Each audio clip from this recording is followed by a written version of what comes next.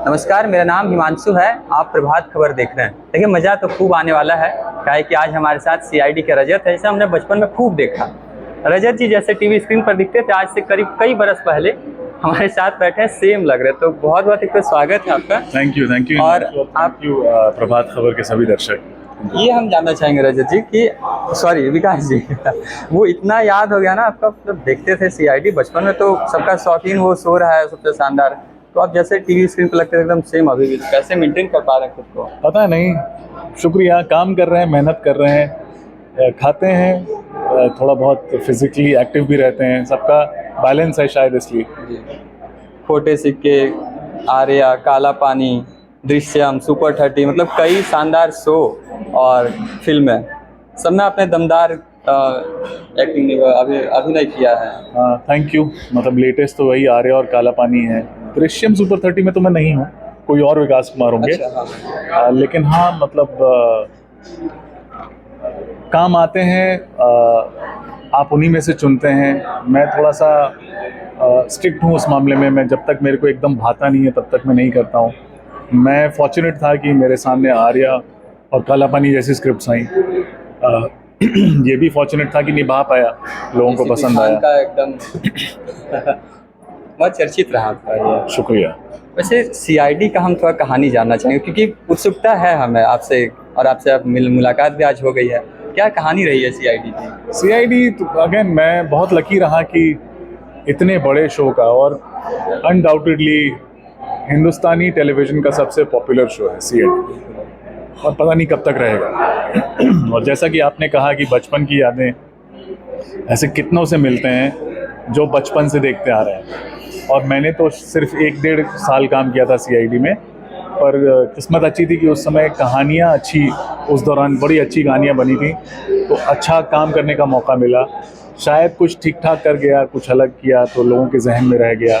Repeat भी बहुत आता है तो लोग देख देख के फिर मतलब वो ताज़ा रहता है उनके दिमाग में। लेकिन हाँ, जहाँ भी जाते हैं ज़्यादा लोग सीआईडी रजत के नाम से ही जानते हैं। बहुत अच्छा रहा, बहुत अच्छे कलाकार हैं सब। प्रोडक्शन हाउस बहुत बढ़िया था, फायरवर्क्स, कभी कोई दिक्कत नहीं हुई और बोरिंग नहीं होता है। मतलब आप हमेशा अलग अलग जगह शूट कर रहे हैं, गाड़ी दौड़ा के पहुंच रहे हैं, गोली चला रहे हैं, ये तो हर दिन कुछ ना कुछ होते रहता है ये सब। और इसी फन एंड गेम्स में आदमी निकल जाता है। और कितना पॉपुलर है। विकास जी, आप एक्टिंग के अलावे तो प्रोड्यूसर बन गए, डायलॉग कोच बन गए हैं। तो शुरुआत से आपको बचपन से एक्टिंग ही पसंद था या फिर कुछ और था? और कैसे मतलब ये कारवां? नहीं, बचपन में तो हम सब पढ़ाई करना चाहते थे, डॉक्टर भी बनना चाहते थे, आईएएस ऑफिसर भी बनना चाहते थे। लेकिन जब वो मौका आया कि पढ़ाई पर ध्यान दें थोड़ा 12th के बाद, तो फिर थोड़ा भटके और थोड़ा थिएटर, अब भटकना कहें जो कहें, उस समय तो भटकना ही लगा था लोगों को। तो थिएटर की तरफ थोड़ा रुझान हुआ और फिर धीरे धीरे करके एक्टर बचपन से। हाँ, ये ज़रूर होता है, शायद हम में से मैक्सिमम लोगों में वो कीड़ा रहता है क्रिकेट की तरफ और फिल्मों की तरफ। मैक्सिमम बच्चे कभी ना कभी कोई ना कोई सीन जो है उसको ना छुप के अपना कमरे में कर रहे होते हैं। अब तो और करते होंगे, कैमरा सबके पास है, रील रूल बनाते ही रहता लोग। तो कहीं कुछ बचपन में अमिताभ बच्चन की फिल्में, अमिताभ बच्चन सबसे ज़्यादा पसंद थे, शायद उनसे प्रभावित हुए हों, कुछ रह गया हो। लेकिन हाँ, वो डिसीजन लिया 12th के बाद और फिर थोड़ा सा प्रशिक्षण लिया, थोड़ा थिएटर किया, सब धीरे धीरे आगे बढ़ते गए। Dialogue coach, it happened by accident. मतलब वहाँ पर जब आप बॉम्बे जाते हैं, महंगा शहर है, और अगर आपको है कि नहीं इंडस्ट्री में ही काम करना है तो फिर आपको टिके रहना पड़ेगा। अब या तो आप एक्टिंग में कुछ भी करते रहिए। मैं शायद सिर्फ ठीक ठाक रोल्स करना चाहता था, तो फिर जब एक्टिंग में उचित काम नहीं मिल रहा है तो आपको टिके रहने के लिए वहाँ कुछ करना पड़ेगा। मैं लकी था कि डायलॉग कोच जैसी चीज़ मेरे सामने आ गई और मैं वो करने लगा, जो कि इंडस्ट्री से जुड़ा हुआ भी था। फिर आगे चल के काम बढ़ा तो मैंने अपनी कंपनी बना ली, स्ट्रिक्टली स्पीकिंग। कुछ और लोग जुड़ गए डायलॉग कोचिंग में, तो वो लोग भी कर रहे हैं। हम लोग हर साल 10, 12, 15 प्रोजेक्ट्स करते हैं वैसे। साथ में एक्टिंग चलती रही। एक बार बचपन का साथी है शारिब खान, यहीं रहते हैं पटना में, और मैं, उनका बड़ा मन था कि साथ में मिलके हम लोग फिल्में बनाते हैं, तो हमने प्रोडक्शन कंपनी खोली खान एंड कुमार के नाम से। तो उसमें हम लोग 3 शॉर्ट फिल्म्स बना चुके हैं, चौथी बन रही है, और 4 डॉक्यूमेंट्रीज बना रहे हैं, सब पोस्ट प्रोडक्शन में हैं। उसके अलावा अभी मैंने वेलवेट नाम से एक ऑडियो ऐप शुरू किया है। वेलवेट, दरख्वास्त है जो भी सुन रहे हैं, आपके क्या 3 मिलियन फॉलोअर्स हैं, प्लीज़ एंड्रॉयड पे वेलवेट ऑडियो करके सर्च कीजिए। अभी नया नया है, सॉफ्ट लॉन्च हुआ है, थोड़ा मेहनत कीजिएगा ढूंढने में।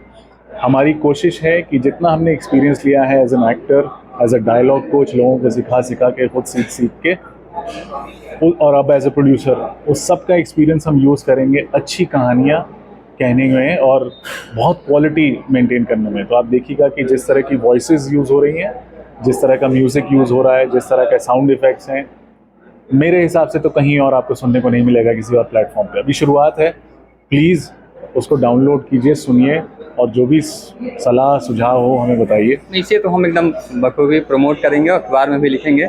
आप मंझे हुए कलाकार हैं, एक्टर हैं, प्रोड्यूसर हैं, सब कुछ हैं, तो लेकिन अप्स एंड डाउन को कैसे टैकल किए? क्योंकि मुंबई जब आप गए होंगे बिहार से, तो कब कई परेशानी का सामना करना पड़ा होगा। अप्स एंड डाउन्स तो किसी भी चीज़ का हिस्सा है, लेकिन खासकर वहाँ है क्योंकि लक डिपेंडेंट बहुत है। ऊपर से आप जितने भी सक्सेसफुल हो जाए ना, वो उतार चढ़ाव उतना ही मैसिव है। कई बार क्या होता है कि आपकी कोई पिक्चर हिट हो गई, कोई काम चल गया, हर तरह से तारीफ हो रही है, ठीक पैसा भी मिल रहा है, कोई अवार्ड वगैरह भी जीत गए, आप बहुत खुश। कई बार क्या होता है, बहुत अच्छा मौका मिल रहा था बड़े फिल्म मेकर के साथ, बहुत अच्छा रोल, अचानक पिक्चर बंद हो गई, या आपने पिक्चर कर ली। मैंने अभी एक पिक्चर मेरी रिलीज़ होने वाली है, देखते हैं, उलझन नाम से, 5 साल पहले शूट की थी, ठीक है। अभी 25 को एक स्पेशल स्क्रीनिंग है बॉम्बे में, हम लोग इंतजार कर रहे हैं, मैं उसमें लीड हूँ। तो ये सारी चीज़ें होती रहती हैं हमारे साथ। तो इतना होता है, इतनी सारी चीज़ें आई, जब लगा मतलब गाड़ी, हाँ, तो मतलब रेलगाड़ी पटरी पर आ गए हो, अगले ही दिन डीरेल हो जाता है। तो ये झेल, उसके लिए थोड़ा मेंटली स्ट्रांग होना पड़ता है, और वही पेशेंस रखना पड़ता है, आपको टिकना पड़ता है। और उसमें थोड़ी सी मतलब थोड़ा सा अगर आप बैलेंस रहें, अपने ऊपर काम करते रहें, आपके इर्द गिर्द आपकी फैमिली, आपके दोस्त आपका सहारा रहें, और कुछ करते रहें, वहाँ खाली ना बैठें। तो जैसे मैं डायलॉग कोचिंग करता हूँ, अब तो 4 चीज़ें करने लगा हूँ, तो वो कुछ कुछ करते रहें, मानसिक संतुलन बना रहेगा, कुछ पैसा आता रहेगा, आप फिर अपना टिकने के लिए तैयार हो जाइए, सब बढ़िया रहेगा। फिर समस्याएं आती रहेंगी, उससे लड़ते रहेंगे। वही वो उस करियर में है ही, वो हाइज लोज हैं, वो भी एक नशा है, और उसको आप जितना नॉर्मली उसको आप लीजिए उतना बेहतर है आपके लिए। अच्छा, बिहारियों के साथ एक समस्या है लैंग्वेज की, वो वहाँ पे मतलब बिल्कुल है। श, स, ज, ज, फ, फ। मेरे साथ ये था कि मेरी हिंदी भाषा जो है वो काफ़ी ठीक है क्योंकि मैं बिहार से हूँ, और उच्चारण वगैरह ठीक है क्योंकि मैं पढ़ा देहरादून में वेलम बॉय स्कूल में, बहुत बड़े स्कूल में हूँ, one of the best schools in the country, और मैं पढ़ने में भी अच्छा था, तो उस कारण मेरा थोड़ा बैलेंस वो ठीक रहा है। लेकिन हाँ है, कोई ज़रूरी नहीं है कि आपकी वही मतलब यही सब जो ज, ज और ये सब की दिक्कतें जो हैं एकदम साफ हो हर रोल के लिए, कोई ज़रूरी नहीं है। हो सकता है आपकी एक्टिंग बहुत अच्छी हो और ये भी आपकी पर्सनैलिटी का एक हिस्सा बन जाए, एक फ्लेवर बन जाए। तो जब तक आपका रोल अलाउ करता है सब बढ़िया है। हाँ, रोल अगर एकदम कुछ ऐसा मिला है, आप एक कोई उर्दू बोलने वाला किरदार निभा रहे हैं, तब तो आपको काम करना पड़ेगा उसमें। तो बिहार के कई कलाकार हैं जो कि एकदम मतलब पूरे देश भर में चर्चित है, विदेशों में जाने जाते हैं। हाँ, मतलब मेहनती लोग हैं। आई थिंक हम में से कई लोग हैं जो middle class, lower middle class family से आते हैं, जिन्होंने या तो जिनके पास कोई और ऑप्शन ही नहीं था, या जिन्होंने सब कुछ छोड़ के ये फैसला लिया कि वहाँ पहुँचना है। और थोड़ा सा जुझारूपन तो होता है, वो पढ़ाई में भी देख लीजिए, मेहनती होते हैं, जितने IAS निकलते हैं, जितने डॉक्टर बनते हैं, तो वही चीज़ यहाँ भी है। और कर रहे हैं, मतलब लोग कर रहे हैं अच्छा काम हर डिपार्टमेंट में, एक्टिंग ही नहीं, टेक्निकली भी हर डिपार्टमेंट में लोग काम कर रहे हैं और अच्छा कर रहे हैं। अच्छा, मुंबई जाने के बाद आपको कौन सा पहला काम मिला था जो लगा था अच्छा अब जो है सब काम मतलब मिल जाएगा, हम कर सकते हैं, यहाँ पे रह सकते हैं आराम से? नहीं, रहने के लिए तो मैं गया था, मैंने कभी सोचा ही नहीं कि चलो अब वापस चलते हैं। और मैंने जैसा कहा कि मुझे गोल क्लियर, डायलॉग कोचिंग और ये सब के अपॉर्चुनिटीज़ मिल गए, तो चलो मैं टिक गया। और कहीं ना कहीं मुझे अपनी एजुकेशन पर, अपने बैकग्राउंड पर ये भरोसा था, हालांकि ये उल्टा भी हो सकता था, कुछ भी हो सकता है, लक बहुत बड़ा फैक्टर होता है, टाइमिंग बहुत बड़ा फैक्टर होता है, लेकिन मुझे उस कुछ भरोसा था कि यार कुछ तो कर ले भाई, पढ़ाई वढ़ाई हो गया भाई, डिग्री है, कमा लेंगे, पार्ट टाइम कर लेंगे कुछ, और नहीं तो जो भी चलते रहेगा और टिके रहेंगे। मुझे अब वही जैसे मैंने कहा ना कि बहुत सारे काम आप करते हैं, लगता है कि हाँ अब आई हैव अराइव्ड, या आई हैव अराइव्ड तो नहीं कहूँगा कि अब मुझे शायद काम के लिए इतनी जद्दोजहद ना करना पड़े। तो ऐसा हुआ था। यशराज फिल्म्स सबसे पहले टेलीविज़न में एंटर की थी 2010 में। उनका पहला शो था पाउडर। तो पाउडर नाम का सीरियल मैंने किया, सोनी पे आया था। उसमें मुख्य जो खलनायक थे वो पंकज त्रिपाठी थे और हम सह अभिनेता के रूप में थे उसमें। यशराज का था भाई सबसे बड़ा प्रोडक्शन हाउस। हम लोग जब गए, हम सबको बोला गया कि हम लोग टीवी में जो है क्रांति लाने वाले हैं। वो जैसे आज ओटीटी पे कंटेंट आता है फिल्म कैमरा पे शूट होके, वैसे उस समय कर रहे थे वो लोग। 2009 में 10 में शुरू हुआ रिलीज़ होना, और हमें लगा कि इतना बड़ा प्रोडक्शन हाउस है, उन्होंने बोला कि हम टीवी का बनाते रहेंगे और फिल्में बनाएंगे तो ये सारा टैलेंट पूल है ये अब्जॉर्ब हो जाएगा। तो हमें लगा अब तो चला थोड़ा बहुत सेट है कि यार यहाँ एक काम मिला है, पाउडर का ही शायद अगला सीज़न बने तो उसमें भी है, शायद यहीं से कोई और काम मिल जाए। हुआ भी, अगला शो उनका खोटे सिक्के था, उसमें मैं लीड रोल में था, उसमें हुआ। तो लगा कि अब खोटे सिक्के, और खोटे सिक्के चल भी गई। बाकी शोज़ उनके उतना चल नहीं पाए थे, खोटे सिक्के की टीआरपी थोड़ी आई थी तो, और सीज़न 2 की भी बातें हो रही थी। तो हमें लगा कि अब सॉर्टेड है, ये अब खोटे सिक्के का सीज़न 2 आएगा, साथ में शायद यहाँ रहते रहते कोई यही लोग कोई फिल्म दे देंगे। रातों रात सब बंद हो गया, उनका टेलीविज़न डिपार्टमेंट उन्होंने बंद कर दिया, जो भी क्रिएटिव कॉल लिया हो सब कुछ फिर रास्ते पे, फिर आप शुरू कीजिए। तो ऐसा तो कई बार हुआ है। एक बार मुझे अनुराग कश्यप डायरेक्टर तो थे, प्रोड्यूस करने वाले थे अपनी पहली फिल्म, उसका मैं लीड रोल कर रहा था उसमें। कौन सी फिल्म थी? उसका नाम था उस समय हीरो हीरोइन। ये तब था जब वो गुलाल डायरेक्ट कर रहे थे, वो खुद गुलाल डायरेक्ट कर रहे थे लेकिन प्रोड्यूस एक और फिल्म कर रहे थे जिसका नाम था हीरो हीरोइन, और उसको डायरेक्ट कर रहे थे अतुल सवरवाल, जिन्होंने पाउडर डायरेक्ट की, जिन्होंने आगे जाके औरंगजेब और क्लास ऑफ 83 वगैरह डायरेक्ट की। अभी उनकी एक फिल्म आई है बर्लिन, फेस्टिवल्स में घूम रही है, लेकिन वो शूट होने से क्या एक आध हफ्ता पहले किसी कारणवश बंद हो गई। उसके साथ एनडीटीवी भी प्रोडक्शन में घुसा था। वो लोग एक कॉल सेंटर लाइव पे द कॉल सेंटर करके शो कर रहे थे, उसमें मैं मुख्य भूमिकाओं में से एक था। मतलब कोई एक लीड नहीं था पर हम सब लीड थे, 4-5 लोग। वो बहुत अच्छा था, वो बाइलिंगुअल था, अंग्रेज़ी हिंदी दोनों में बन रहा था। 14 एपिसोड हम लोग शूट कर चुके थे उसका, एक घंटे का, 40-45 मिनट जो भी। तो वो था, एक तरफ फिल्म थी अनुराग कश्यप की, लीड दोनों बंद। बस कुछ इत्तेफाक ऐसा हुआ, दोनों बंद हो गई, और फिर मैंने किया नाटक खुद का पैसा लगा के। तो ये सब चलता रहता है। पर खुद का पैसा लगा थिएटर में भी आता है? हाँ, बस उस समय थिएटर किया, थोड़े पैसे थे कि चलो करते हैं, प्रोड्यूसर एक नाटक किया। पर ये सब है, आई थिंक आपको हंसते रहना चाहिए, कुछ कुछ काम करते रहना चाहिए।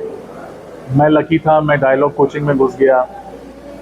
कई चीज़ें हैं, लोग जाते हैं कास्टिंग डायरेक्टर्स को असिस्ट करते हैं, एड्स में असिस्ट करते हैं, असिस्टेंट डायरेक्टर बन जाते हैं, कुछ लिखने लगते हैं, और अब तो और एवेन्यूज़ खुल गए हैं। जैसे मैंने बोला वेलवेट मेरा वो है प्लेटफॉर्म, जो भी लिखना चाहें, अपना वॉइस देना चाहें, अपनी वॉइस देना चाहें, कुछ ऐसा कुछ तो अप्रोच कर सकते हैं। तो आपके जो वेलवेट एप्लीकेशन है उसे इंस्टॉल करके हम खुद का भी लिखना चाहते हैं तो कुछ लिख हाँ, वो हम उसका ऐप में डालेंगे, पर मेरा हैंडल है स्ट्रिक्टली विकास, इंस्टाग्राम वगैरह पे आप मैसेज कर सकते हैं, मैं रिप्लाई करता हूँ। तो अगर किसी को इन टच होना है तो मैं अवेलेबल हो रहा हूँ। हम तो चाहते हैं नई आवाज़ें, मैंने कहा हमने अभी 4 सीरीज़, ऑडियो सीरीज़ उस पर बनाई हैं पहले सीज़न में, उसमें से 3 जो हैं वो बिहारियों की लिखी हुई हैं, और उसमें मैक्सिमम वॉइसेस जो हैं वो बिहारियों के हैं, और मैं तो हुई दो में मेन आवाज़ मेरी है।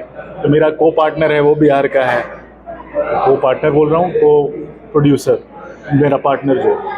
तो हाँ, मतलब हमें तो कहानियों की ज़रूरत है, हमें वॉइसेस की ज़रूरत है। वेलवेट ऐप डाउनलोड कीजिए, स्ट्रिक्टली विकास मेरा हैंडल है, उस पर मैसेज कीजिए, कुछ भी कीजिए। आपसे काफ़ी अच्छी बातें हुई। एक अंतिम सा सवाल है कि आप प्रोड्यूसर भी हैं, तो बिहार में कुछ फिल्में शूट करने की प्लानिंग चल रही है?